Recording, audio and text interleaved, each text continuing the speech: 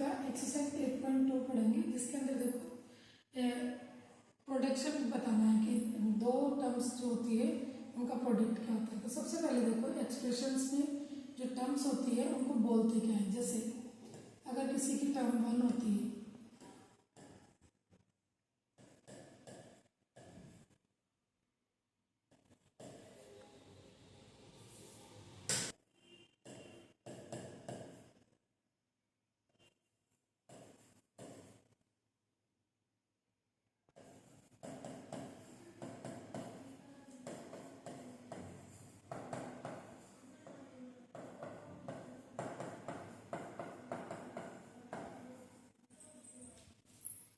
ठीक है।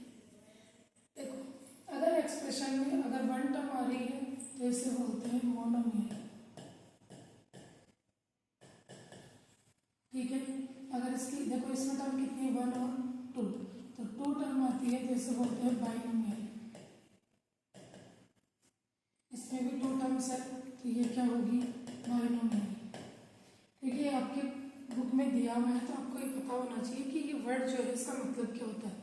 Single term को सिंगल टर्म से मल्टीप्लाई करना, यानी मोनोमियल को मोनोमियल से मल्टीप्लाई करना। 2 टर्म्स है उनको 2 टर्म से मल्टीप्लाई करना, यानी बाइनोमियल।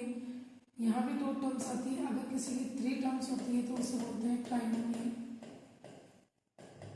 और अगर मोर देन 3 होती है, यानी 3 के बाद में 4, 5, 6 जितनी भी होती है तो यहाँ लिखेंगे मोर देन 3, तो उसे बोलते हैं पॉलिनोमियल। दोबारा देखो, 1 टर्म को मोनोमियल, 2 टर्म हो तो बाइनोमियल, 3 टर्म हो तो ट्राइनोमियल और मोर देन 3 हो तो पॉलिनोमियल। अब आती है अपनी एक्सरसाइज 8.2, जिसके अंदर क्या बोला गया है। क्वेश्चन नंबर 1 देखते हैं। क्वेश्चन नंबर 1 है, find the product of the following pair of monomial, यानी कि 2 मोनोमियल दिए हुए हैं। जैसे क्वेश्चन नंबर 1, इसका फर्स्ट दे रखा है कि एक जो है वो है 4 और दूसरा क्या है 7p। ये दोनों की टर्म एक एक है तो इन्हें मोनोमियल बोलेंगे। तो इसमें क्या करना है, जहाँ पर प्रोडक्ट का मतलब क्या होता है, प्रोडक्ट का मतलब होता है मल्टीप्लाई, ठीक है। तो जहाँ पर कॉमा दे रखा है वो मल्टीप्लाई लगा दो। अब ये जो कांस्टेंट है ये दोनों मल्टीप्लाई हो जाएंगे और यहाँ क्या बच जाएगा p। तो ये इसका क्या हो गया आंसर। सेकेंड क्वेश्चन क्या है इसका, सेकेंड क्वेश्चन दे रखा है -4p, 7p। तो यहाँ से सबसे पहले तो 4p मल्टीप्लाई 7p लिखो, फिर कांस्टेंट को कांस्टेंट से मल्टीप्लाई कर दो, 4 मल्टीप्लाई 7, और जो वेरिएबल बच गए उनको वेरिएबल से। तो जब 4 को इससे मल्टीप्लाई किया तो 28, p को p से मल्टीप्लाई किया तो p की पावर 2। तो ये इसका क्या आ गया आंसर। उसके बाद इसका थर्ड क्वेश्चन क्या है, थर्ड क्वेश्चन है -4p, 7pq। यहाँ पर क्या कर दो, सीधे मल्टीप्लाई लगा रही हूँ मैं, ठीक है। तो -4 मल्टीप्लाई 7 मल्टीप्लाई इसमें क्या बच गया p और इसमें क्या बच गया p एंड q। तो ये दोनों मिलकर तो क्या हो गया माइनस के 28। p कितने टाइम है 2 टाइम्स, तो 2 स्क्वायर लगा दो, और q सिंगल टाइम है इसलिए ये आ जाएगा इसका आंसर। इसके बाद आता है इसका फोर्थ क्वेश्चन। फोर्थ क्वेश्चन क्या है, 4p³ और coma -3p, 4p³ multiply -3p। जो भी माइनस में होता है उसे हमेशा ब्रैकेट में क्लोज कर देना चाहिए। तो जब 4 जब -3 से मल्टीप्लाई होगा, उसके बाद इसमें कौन बच गया p³, इसमें क्या बच गया p। तो ये हो गया -12, p यहाँ 3 टाइम्स तो यहाँ 1 टाइम, यहाँ तो कितना हो जाएगा 4 टाइम। तो इसका आंसर क्या जाएगा -12p⁴। इस तरह से इसका आंसर आएंगे। इसके बाद है इसका लास्ट फिफ्थ क्वेश्चन क्या है, 4p, 0। जब भी किसी को अपन 0 से मल्टीप्लाई करते हैं तो आंसर क्या आता है 0। तो क्वेश्चन नंबर 1 बहुत ही ईजी है। इसके बाद आता है question number second. Question number second है, find the area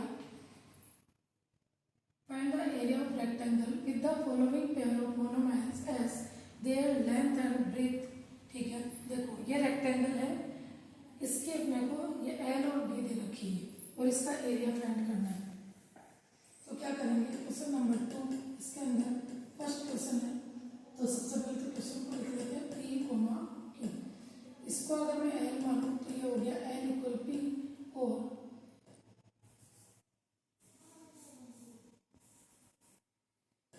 L equal P और इसकी जो ब्रेथ होगी वो क्या होगी, Q।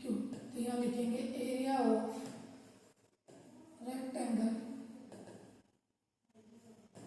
इक्वल क्या होता है L इंटू B। तो यहाँ से देखो L क्या आ गया P, B कितना हो गया Q।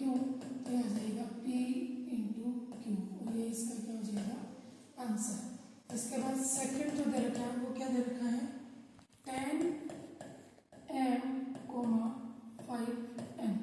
तो ये तो क्या हो गया L और ये क्या होगी B। तो यहाँ से एरिया निकाल दो तो एरिया इक्वल क्या हो जाएगा L कितना है 10m इंटू 5n। फिर 10 को 5 से मल्टीप्लाई किया तो 50 और ये क्या आ गया m।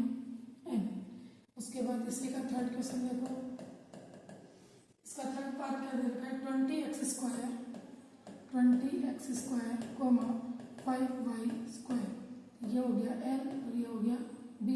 मल्टीप्लाई कर दो, एरिया निकालना है तो एरिया इक्वल क्या हो जाएगा 20x square into 5y square.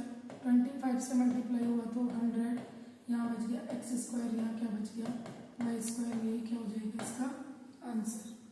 इसके बाद अगला क्वेश्चन है फोर्थ। इसका फोर्थ क्या दे रखा है 4x, 3x स्क्वायर। ये हो गया L, ये हो गया B।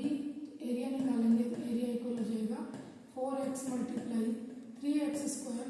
तो ये हो गया 4 3 जा 12x, 1 टाइम यहाँ 2 टाइम्स यहाँ, तो यहाँ क्या आ जाएगा x की पावर 3।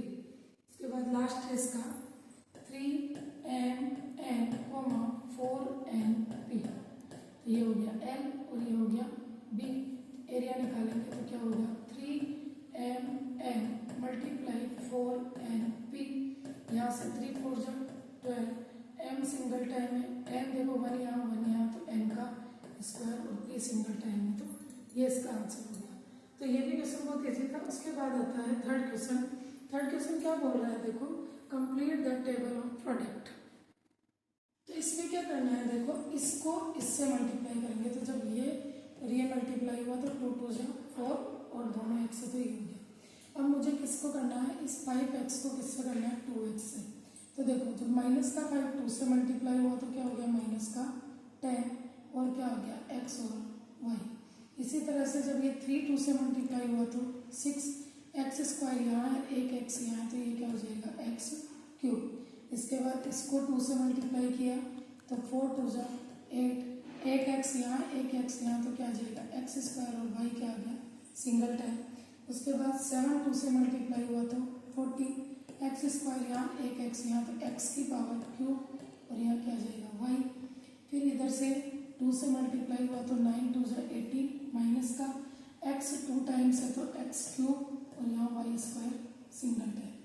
इसके बाद आता है कि इसको मैं इस 2x को किससे मल्टीप्लाई करूँ 5x से, यानी इन सबको मुझे किससे मल्टीप्लाई करना है माइनस के 5y से।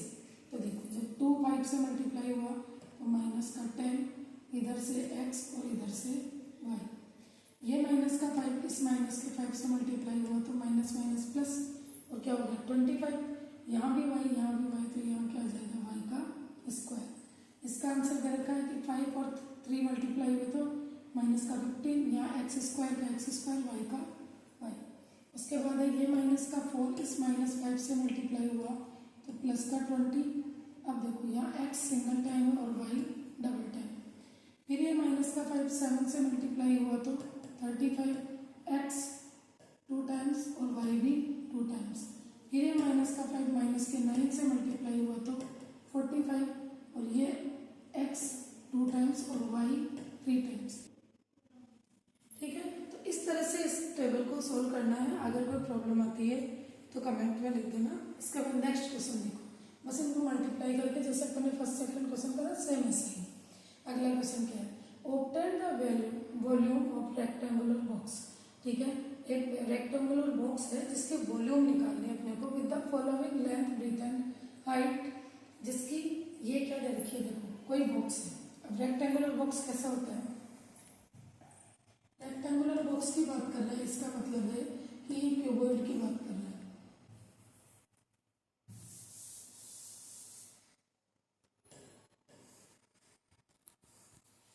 ये शेप है जिसकी क्यूबॉइड शेप है, इसकी बात कर रहा है। ये इस तरह से एक रेक्टेंगुलर बॉक्स दे रखा है, ठीक है। अब देखो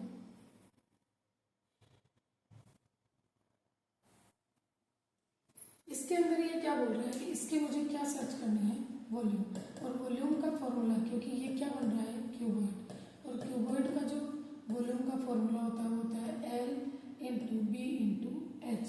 तो इसके अंदर जो वैल्यू दे रखी है ये वाली, ये इसकी L, B और H है। तो इसका जो फर्स्ट क्वेश्चन है वो लिखा हुआ है 5a, 3a स्क्वायर, 7a की पावर 4। तो ये होगी L, ये होगी B, ये होगी H। तो यहाँ लिखेंगे वॉल्यूम ऑफ क्यूबॉइड